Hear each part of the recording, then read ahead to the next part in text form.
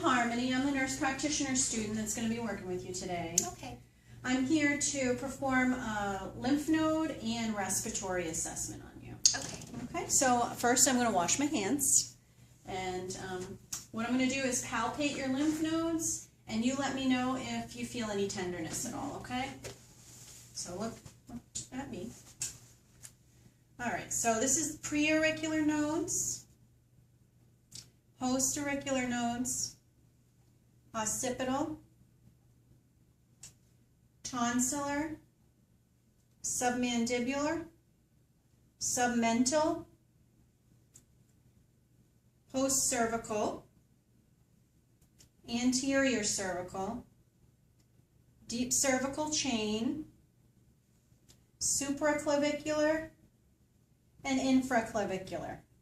And I don't feel any lymph nodes. Did you feel any tenderness at all? Okay, great. All right, so for this video, I'm going to have Karen turn around for us. Where's my stethoscope? It's not on my neck. It's over here. All right, so first, I'm just going to inspect. I'm going to inspect her skin and her thorax, and I'm going to check for symmetry of her shoulders and her musculoskeletal system. All right, on her back. So can you take a deep breath for me? All right, so I'm noting symmetry, I'm noting depth of breathing, I'm noting rhythm, and I'm noting her rate, and I don't know any audible wheezing. It's all a good sign. All right, so what I'm going to do next is I want to palpate her scapula and her spine, and I'm going to palpate her costrovertebral angle as well. And everything seems to be symmetrical. All right, so maybe you can turn towards me a little bit more. All right, so I'm going to put both my hands on her back, right above her costrovertebral angle, and I'm going to have you take a deep breath for me. Okay, so both my hands go up equally and symmetrically as she takes a deep breath, and that's a good sign. Both sides are equal. All right, so what I'm going to do now is I'm going to check for fremitus, tactile fremitus. So I'm going to have you say 99 as I touch your back, okay? Okay. All right, so I'm going to go back and forth. Say 99. 99, 99, 99, 99, 99, 99, 99, 99. All right, so there is some tactile fremitus, which is absolutely normal, and it's symmetrical as well. So now what I'm going to do is I'm going to percuss. So I'm going to go back and forth on your back here.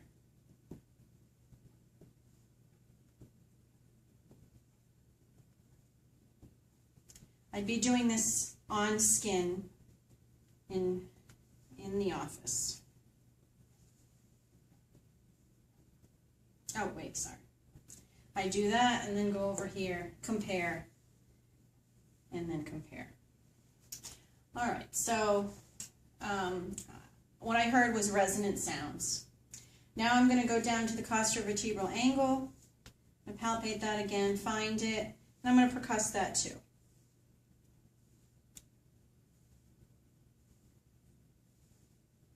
And this is more of a dull sound down here. So what I'm going to do now is I'm going to auscultate.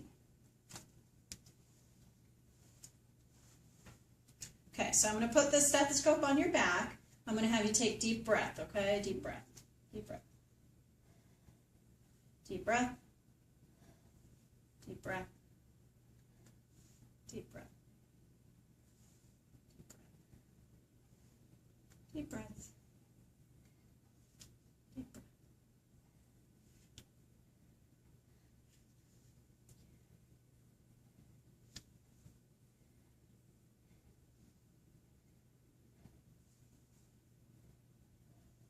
All right, so all normal vesicular breath sounds, and I don't hear any adventitious sounds such as crackles, wheezing, or rhonchi. If I was to have heard anything abnormal, then I'd want to definitely perform the 3 tests, egophony, bronchophony, and the whispered pectoriloquy. That would lead me to an area of consolidation. So let me do egophony. So what I'm going to have you do is, Karen, is say E as I touch your back with the stethoscope, okay? E, E, E, E, E, E. All right, and each time I listened, I heard E, and that's normal. If I was to have heard A, then that would lead me to believe that there is an area of consolidation. Now I want to do bronchophony, so I'm going to have Karen say 99 as I touch your back. 99, 99, 99, 99, 99, 99. All right, so I heard muffled 99s, which is a normal finding. But if I had heard it louder and clearer, then that would also lead me to an area of consolidation.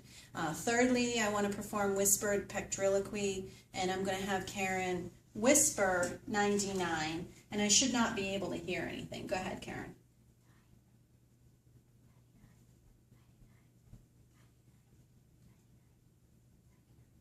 Okay, and I didn't hear anything, but if I had heard something in an area, then that again would lead me to believe that there is an area of consolidation, such as pneumonia or pleural effusion. So now I want to have Karen lay down actually with your head that way, and I'm going to go around here.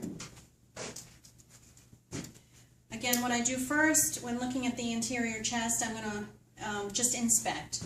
I'm going to inspect that her shoulders and her musculoskeletal system is symmetrical, and I'm going to note any increased work of breathing, which I don't. I don't know any accessory muscle usage at all, and her skin appears normal. So what I'm going to do first is I'm going to check for stability and crepitus and tenderness of the chest. So when I touch your chest, I'm going to push down on areas of your chest. You tell me if it's tender at all, okay?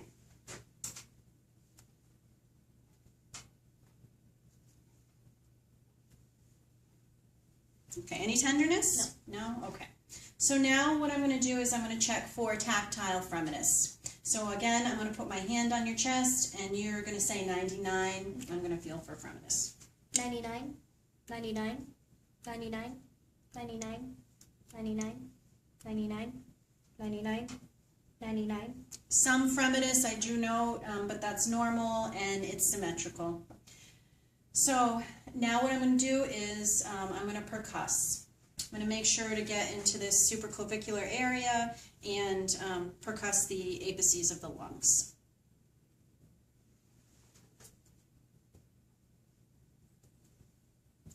I'm going to try to get in between the ribs.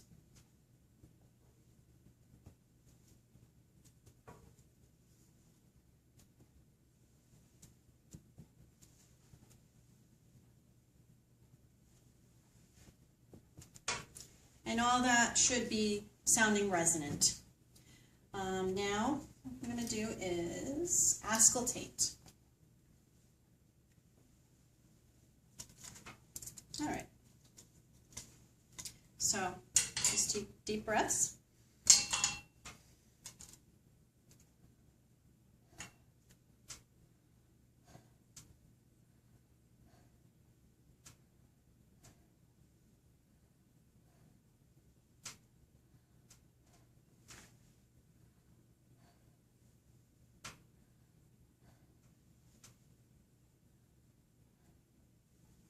Okay, so normal vesicular breath sounds. Up here it was a little bronchovesicular, which is totally normal. And I didn't know any wheezing, bronchi, or crackles. So thank you, Karen. Thank you.